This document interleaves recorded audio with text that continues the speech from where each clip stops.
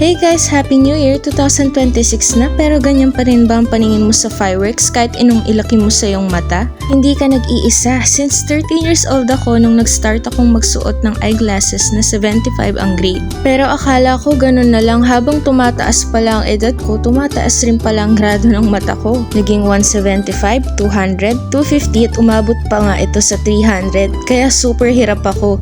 Suot ko palagi kahit sa school, magsa-selfie, magpipicture sa church, magwo-workout, kakanta, magsa-shopping, kakain at kahit saan. At kahit nakasuot yung salamin ko, ang hapdi pa rin sa mata kapag nagsa-cellphone. But now, wala na akong stigmatism at na-discover ko si Ion Spec Medical Eyewear. Sobrang gaan sa feeling at lalo na sa mata, and from negative 300 and 250, naging 200 na lang ang grado ko. Dahil yan sa nanotechnology na meron ng Ion Spec at minerals tulad ng nanosilver, far infrared, and negative ion and more.